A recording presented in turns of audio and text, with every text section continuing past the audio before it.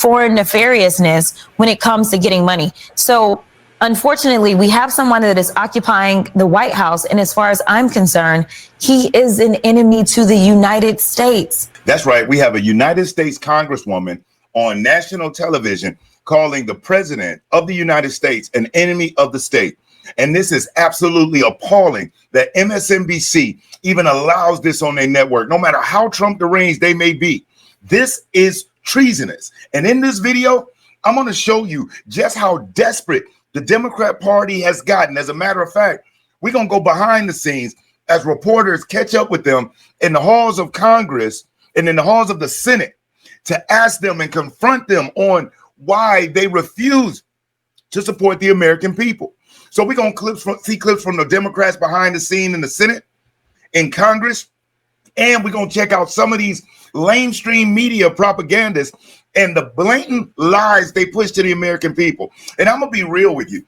As far as the FCC, everybody wants to make it like if Trump holds people accountable, for some reason he's being a dictator. And you notice how the Democrat Party, even as they knew the tide was shifting, was saying, oh, Trump is going to go after this person and he's going to use the DOJ as a weapon in lawfare against that person, because they've known the whole time the nefarious, the treasonous, the lying, the stealing, the conniving that they've done to the American people, and have gotten away with it because people didn't know. And we still have a large amount of people that support the Democrat Party, not because they're bad people, because they're too busy working 2 and 3 jobs, taking care of their families, to sit up and be able to do the research, to look at the congressional and the Senate hearings, to be able to read the bills or at least get outline structures of what the bills include, to be able to scratch beneath the surface and find out just how much propaganda is being pumped onto the American people. They call it televised programming for a reason. They call it radio programming for a reason, which is exactly why media, independent media, is exploding, because of the crap that they get on there and push, where even now, I'm talking about Lil Ray Ray them from around the block, or Sarah Joe that's off in the backwoods, or Juan up in the Bronx, whatever it is. People of all demographics, of all races, and of all colors are waking up. And I've never seen more people who didn't give a damn about politics before now starting to ask about policy, now are concerned about where our tax dollars are going. And that's a great thing to see. So without any further ado, let me get into this. Check out this next clip as we go behind the scenes in the congressional halls and in the Senate halls to catch up with the congressmen and women and see exactly why they didn't represent and show any excitement and happiness for good news about American people. Forget partisanship. Why they couldn't even support good news about America. Check this out. Senator, how's it going? Johnny from Fox. What could Donald Trump do that'll make you clap? Thank you very much. What could Donald Trump do that'll make you clap? I did clap when he said that the United States had supported Ukraine and given them lots of Well, why not for Laken Riley's mom? How was that speech last night? Did you love it? Well, I watched it. I don't think that was the best look for our party last night. Very disappointing. So you didn't stand up for anything?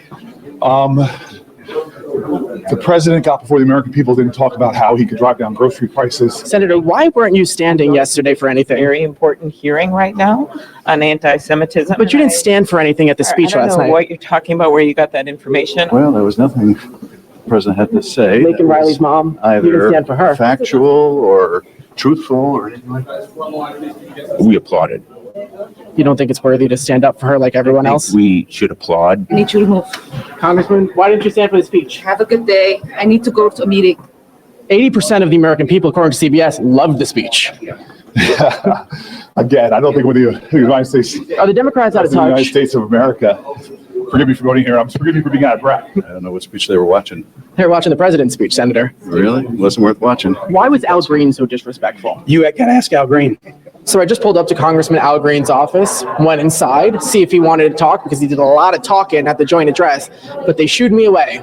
They said, we're not talking to Johnny. What was wrong with those Democrats? They couldn't stand last night? Well, I think people got to see the difference between conservative Republicans and liberal Democrats. Liberal Democrats are miserable people. I bet their butts were sore sitting that long.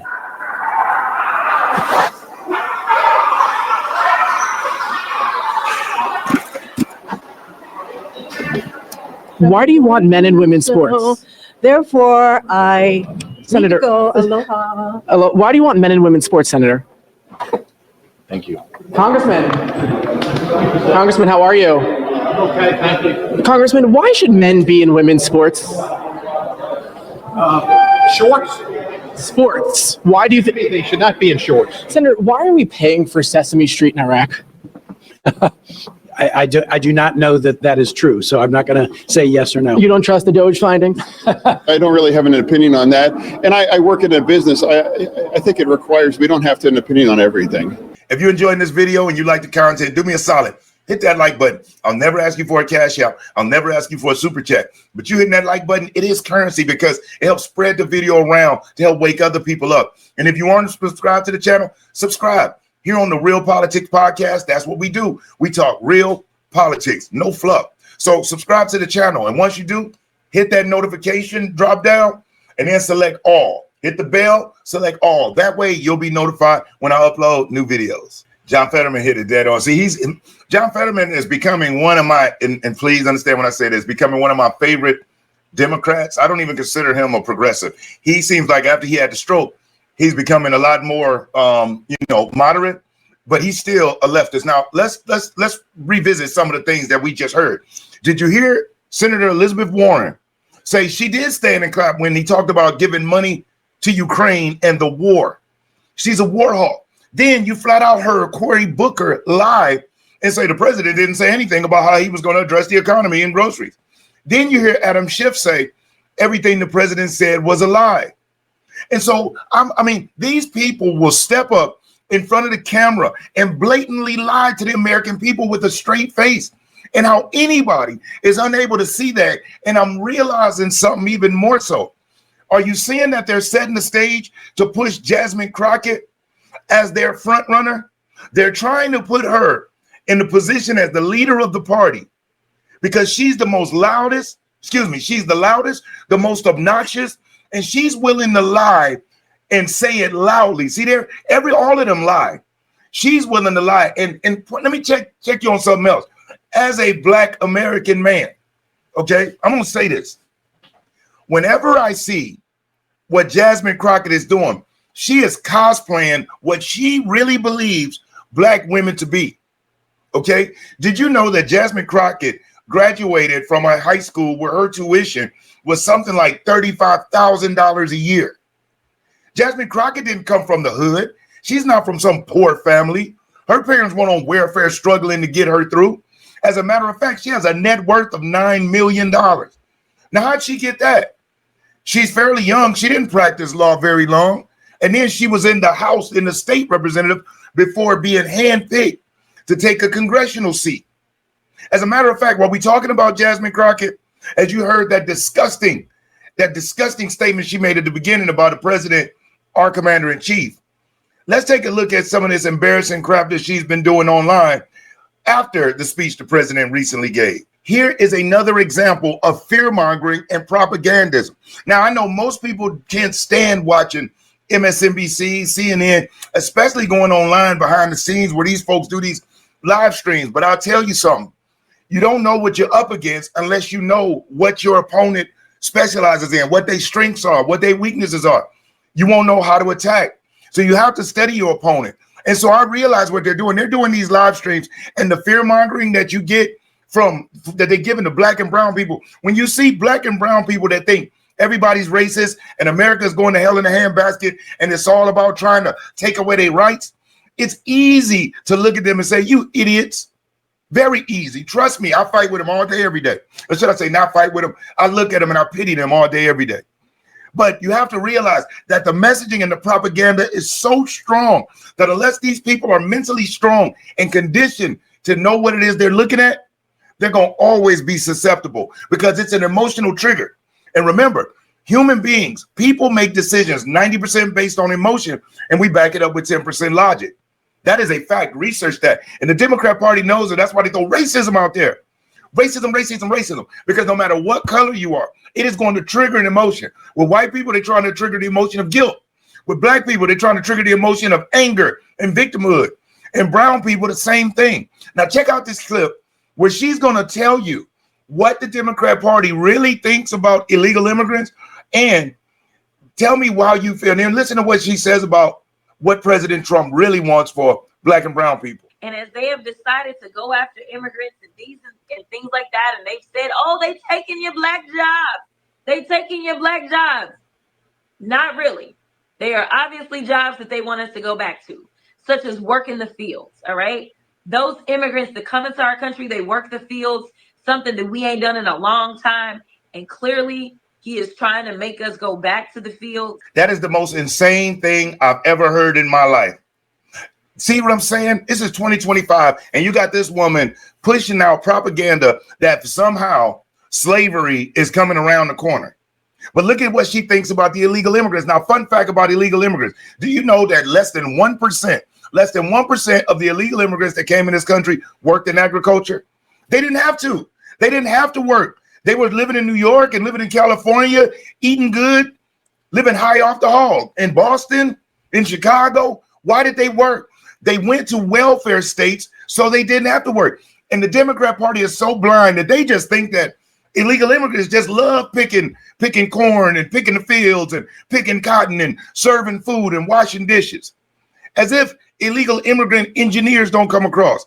As if illegal immigrant computer programmers don't come across. But only a racist-minded person would even think that way. And for some reason, Black people, especially Black women, have this thing of, I can't be a racist. You're right. Because you don't have the economic power, the economic strength to be able to affect somebody's livelihood or their way of their way of earning money or providing. But you for damn sure are prejudiced in a major way. And no matter who's giving it, racism, prejudiceness is terrible when we judge people based off their skin tone rather than the content of their character, rather than their intelligence. But look at what the Democrats want. I just saw a report that showed there was an Asian kid who got rejected from 16 universities, but was hired by Google because he's super skilled. And then there was a girl who graduated out of a Baltimore, Maryland high school, could barely read, couldn't do math, and was like accepted to a major Ivy League school. And the Asian kid is suing for racism. Now this girl could barely read, can't hardly do math, and graduated the top of her class, even though in Baltimore, specifically Baltimore, like 95% of the schools of the kids in the high schools cannot read and do math, allegedly. So let's look at this next clip where we get a chance to see more examples of Miss Jasmine Crockett's ghettoism on center stage. And they're doing this again. They really believe that they're pushed by pushing her to the front and being ghetto and doing all of this. It's going to rile up the Black people. Her ignorant self doesn't realize how she's being laughed at and mocked in the Black community. Fun fact, all Black people don't like people that are ghetto. Black people don't just like the crooks and the drug dealers just because we Black. Now, you do have a subsection of those people who glorify the BS. They'd rather look up to a drug dealer like a guy named Big Meech than they will the psychiatrist or the doctor or the police officer in the area or the school teacher. But that's a systematic programming, and that's why we have to do better. But let's check out this clip of Ms. Jasmine Crockett as she gives an interview. This is right after President Trump gave his speech to the joint sessions. This is not what we should be doing. I don't even know why we fighting with Greenland. Why we fighting with Greenland? We fighting with Canada. We fighting with Mexico. Yet we in love with Putin. What is happening? Like, this is not America. This is a terrible nightmare. Somebody slap me and wake me the fuck up because I'm ready to get on with it. That is so ratchet. Somebody wake me the fuck up. But it don't stop there. She is just, so be mindful. They're trying to push this woman to the forefront. She actually just recently had a meeting with Alex Soros, which is George Soros' son, allegedly. And in that meeting, they spoke about how much he liked the fact that she gets on TV, hurls constant insults at President Trump. And so now you know her money coffers must be getting filled up because she's getting more extreme and more extreme and more extreme.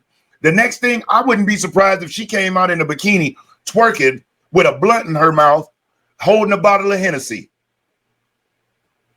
It's sad. It's funny, but it's sad. Next, we're going to talk about Gavin Newsom. Now, Gavin Newsom, he just recently launched a podcast. And this podcast is the Democrats' attempt to be able to reach the common man, because they, for some reason, believe that like Donald Trump and the Republicans created this fake echo chamber, and all of these people that are listening and following that are all these like paid things that they just, you know, if Kamala went on Joe Rogan, she would have won automatically, not realizing her going on Joe Rogan probably would have made it even worse for her. Trump would have got 400 electoral college votes and would have won by 10 million votes. So the Democrats don't get it. It's not about her going on a podcast. It's not about Democrats just starting podcasts. It's about an organic relationship between the people and the individual. The people have to trust that person that's sharing information with them. The people have to trust that politician that's saying they're going to go to work for them. And if you don't have that synergy, it doesn't matter how many podcasts you put out there, they're all going to fail. Look at Don Lemon. Since Don Lemon's been fired from CNN, from X, he's tried the podcasting game in his shows. I get more views on my channel and on my videos than Don Lemon, or right there with him. Why? Because Don Lemon is not organic. He was great when he had the teleprompter, he had the writers, he got the studio, but now he has to sit down and do the research. He's got to sit down and actually communicate with the people off his own intelligence, not a teleprompter. He's got to establish a relationship with the viewer where they feel like they could trust him, they could resonate, they could feel his energy through the camera. He doesn't have that. Joyless Reed is another one. She was on MSNBC. I'm talking about just spitting fire like a dragon. But now she's got to do it on her own. And people there, and Joyless Reed and them used to mock Megyn Kelly after she was let go from Fox. But what Megyn Kelly has shown, Megyn Kelly developed an organic relationship with the viewers. She tells it like it is. I'll give her props. And her viewership is bigger than what it was when she was on Fox.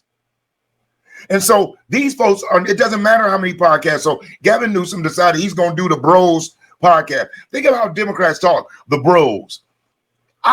Any man that's watching this, who calls everybody the Bros? That's not a thing men do. You might have your friends that you hang with, your best friend, your family, maybe you roll with your brother. But have you ever heard a man call himself and his crew the Bros? No. And these people have some of the weakest men trying to educate them on how to get men. Remember, they thought Tim Walz was going to do it. We see how that turned out. So Gavin Newsom brought Charlie Kirk on, okay? And Charlie Kirk has done an amazing job at spreading conservatism. And he supports the president. He supports common sense. And here's the real irony.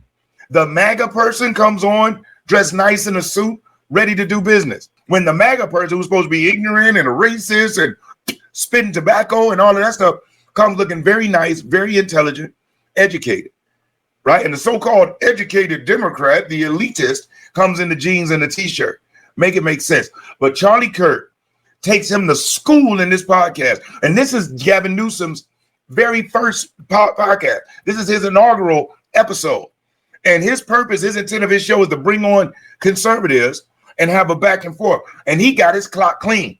Because having a real conversation with somebody that's intelligent, no media BS, nobody to cut people off like they do on CNN and on MSNBC, and it's straight mano a mano, every Democrat will get their butts handed to them. Now, this clip that I'm going to show you has got Gavin Newsom in huge hot water. He's facing tremendous backlash from the left. Now, I'm going to play the clip, and you tell me if you can understand why they're pissed at him. It's like you right now should come out and be like, you know what? The young man who's about to win the state championship in the long jump in female sports, right. that shouldn't happen. You as the governor should step out and say no. No, and I appreciate but like, would you do something like that? Would you say no men in female sports? Well, I think it's an issue of fairness. I completely agree with you on that. So that's easy to call out, the unfairness of that. There's also a humility and a grace, that these poor people are more likely to commit suicide, have anxiety and depression.